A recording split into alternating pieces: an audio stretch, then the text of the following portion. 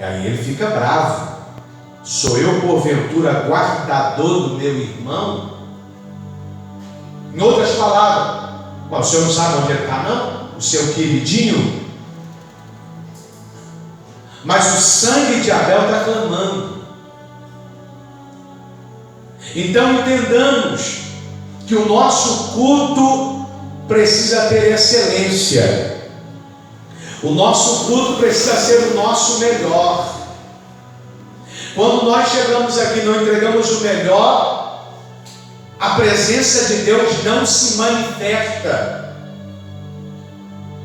Agora, quando nós entregamos o nosso melhor, mesmo com dor, mesmo com dificuldade, mesmo machucado, mesmo sangrando, quando nós entregamos o nosso melhor, o céu diz: ok, recebi.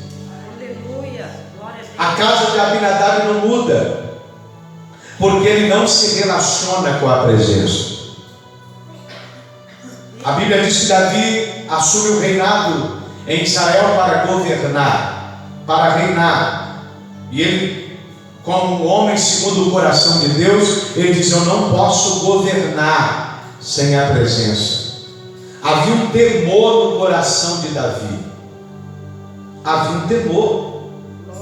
Eu não posso, trazendo para os nossos dias, pregar sem a presença.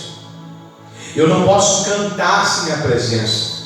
Eu não posso exercer ministério nenhum se a presença não for comigo. Existe uma denominação do Brasil que quem não é batizado com o Espírito Santo não faz nada na igreja, porque é um critério. Eles entendem, e se a gente for olhar ao pé da letra, todo homem e mulher batizado com o Espírito Santo, ele não é mais natural, ele é alguém sobrenatural. Ele entende a linguagem espiritual.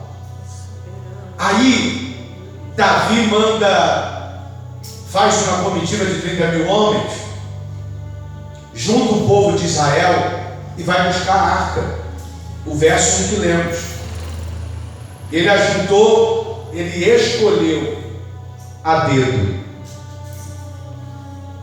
30 mil soldados e o povo de Israel a dedo para buscar a arca. Só que quando ele chega para buscar a arca é colocada num carro novo, no qual os filisteus haviam feito.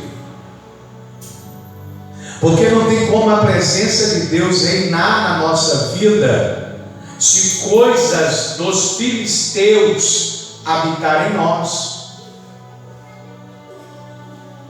Não tem como, com todo respeito aos irmãos católicos, você ser crente e invocar o nome de Maria. Não tem como. Por quê? Porque dentro do texto bíblico tem alguma coisa ainda a ser arrancado de dentro de você. Quem está aí, diga glória. Com todo respeito. Mas se tiver coisa filistia em você, a presença não desce. O carro pode ser novo, pode ser bonito, a nossa aparência pode ser de pregador, de cantor, de itinerante, de missionário,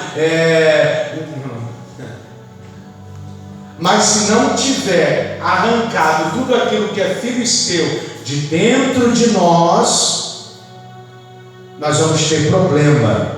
A presença não vai habitar. E eu vou te mostrar um exemplo na Bíblia. Saul assumiu o reinado para reinar. Antes de assumir, a Bíblia diz que ele se encontra no rancho dos profetas. A Bíblia diz que ele até profetiza. Quem olha para Saul fala: oxe, Saul, filho de Quis, está profetizando? Que mistério é esse? Só que a Bíblia diz que ele profetiza uma vez e nunca não tinha presença. Porque quem não tem a presença até pode ser usado uma vez, nunca mais. Eu não quero fazer parte dessa geração que uma vez ouve Deus e nunca mais ouve. Por quê? Porque a presença de Deus não é prioridade.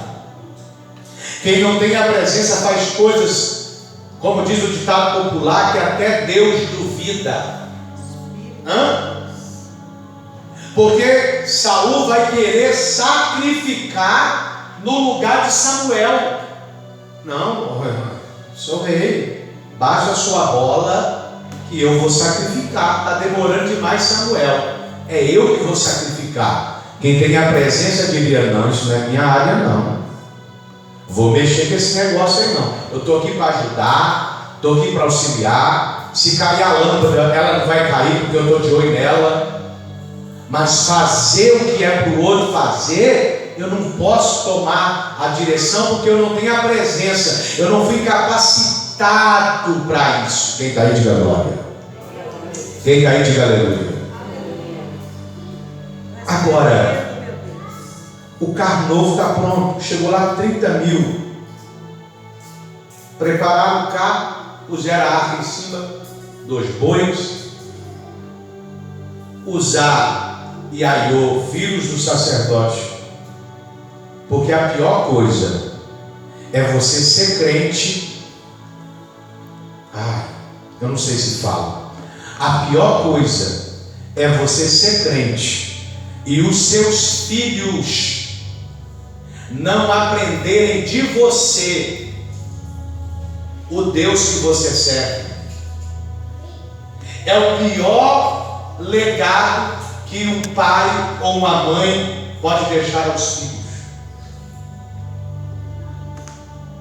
É os filhos, depois que eles decidirem a vida deles, é outra conversa. E o problema é deles que eles decidiram lá. Mas o pior erro, paterno e materno, é ver filhos tomando direções e os pais, que são responsáveis deles, não falar: meu filho, minha filha, isso aqui não pode.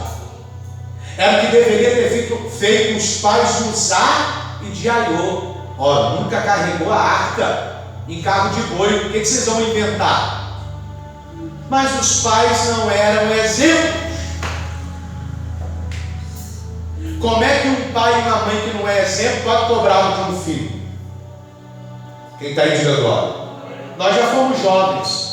Meu pai tornava uma cachaça e dizia para mim: vai lá para a igreja. Eu dizia: o senhor não vai lá na igreja e quer que eu vá? Ele não era exemplo para mim, irmãos. A Bíblia manda a gente honrar pai e mãe, sim ou não? Mas se o seu pai mandar você roubar, você vai roubar? Conhecedor da palavra? Não vai. Então entenda isso aqui. O pior erro dessa geração é não ensinar os filhos o Deus que eles servem. Contar aos filhos as experiências espirituais que eles teve. Pensem nos processos que eu passo, eu parar lá em casa e falar: hoje eu não vou para o culto não. Pastor Sebastião, segura o culto aí. Qual é o exemplo que eu dou para os meus filhos? Pensa comigo. Os meus filhos são 2 jovens. Qual exemplo eu darei a eles? Qual é o legado que eu estou deixando a eles?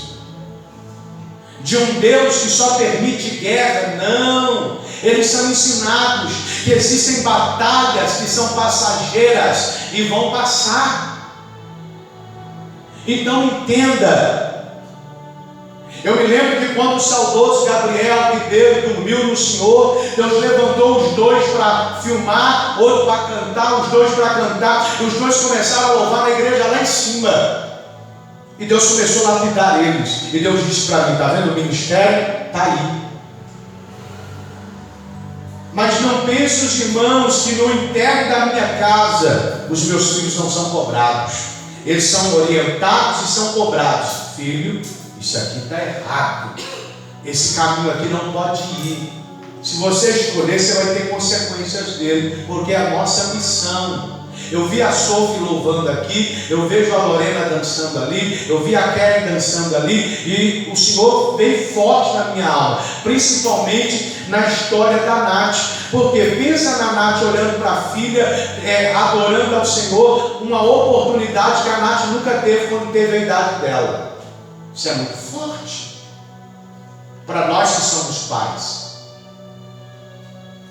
porque talvez nós não tivemos a oportunidade de sentar com o filho, porque os nossos pais não tinham essa paciência, tinha. Os nossos pais não tinham esse entendimento. Mas nós temos. Então, eu quero, de introdução, dizer para você: o seu maior legado são os seus filhos. Ah, mas eu cuido de alguém que não é meu filho. A bispa cuidou do Gabriel, 18 anos. Olha o homem que ela formou. 18 anos. Mas o filho não é meu. A filha não é minha. Se está debaixo do seu teto, está debaixo do seu da sua linhagem sacerdotal. Quem está aí, diga glória. Posso falar sim ou não? Para mim sair da introdução. A pior, você já viu. Aqui tem muita gente da nossa geração imadura para entender o que eu vou falar. A pior coisa para um pai, para uma mãe, é um filho que desonra. Quem está aí? A gente viveu isso. Quando a gente fazia algo errado, o pai dizia assim: filho, você me desonrou no meio dos outros. Olha o que você está. Porque é uma vergonha. Sim ou não? Sim. Claro, nossos pais exageravam. Era chicote. Tinha os mistérios deles lá. Tinha, sim ou não? Tinha. Mas a pior vergonha para um pai é ensinar ou não ensinar e o filho ir para um caminho em que todo mundo está olhando dizendo: vai dar ruim isso aí, hein? Vai dar ruim isso aí, hein? Aí eu vejo as pessoas dizendo assim: estão amaldiçoando. Irmão, tem coisa que está visível. Tem coisa que está visível. Tem coisa que é visível, que a gente pode sentar o filho e consertar. Filho, senta aqui. Filha, senta aqui. Nós carregamos a presença. Aí tem uma geração que diz assim: nós não demos satisfação para ninguém, mas nós somos testemunha. Nós somos testemunhas. Eu sei que a gente não deve nada para ninguém, porque ninguém põe nada na nossa casa. Eu entendo esse linguajar. Só que nós somos testemunha. Se o meu filho ou minha filha é mau testemunho na escola, chega em mim. Isso é reportado à bispa.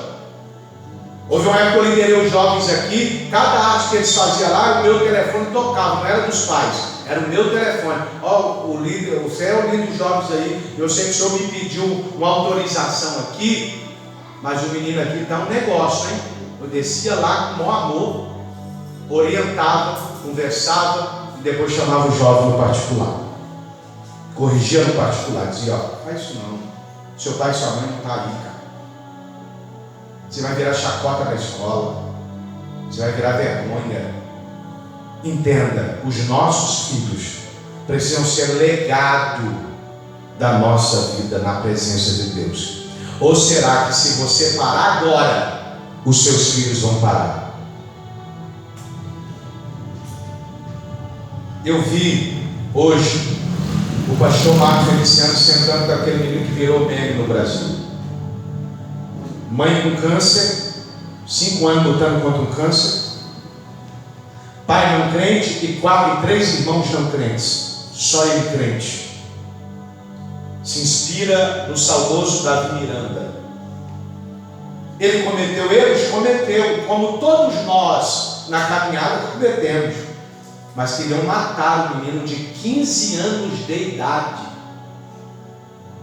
Aí os maduros sentaram e começaram a aconselhar o menino: onde você for pregar, não deixa filmar nada, porque vão virar. Entenda uma coisa: os nossos filhos, eu não sei porque o Senhor me parou aqui, isso aqui não estava pronto no meu esboço. Os nossos filhos são o nosso legado. Quando você olhar para um filho, para uma filha, e eu não estou falando de profissão, eu não estou falando de doutorado, eu não estou falando de canudo, nada disso. Porque isso aqui é terreno e vai passar. Eu estou falando de vida com Deus.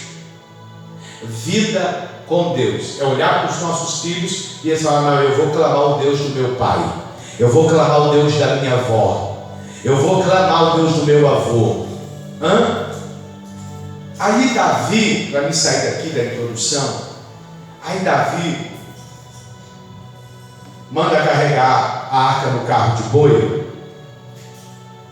A Bíblia diz que Abinadab, que não viveu nada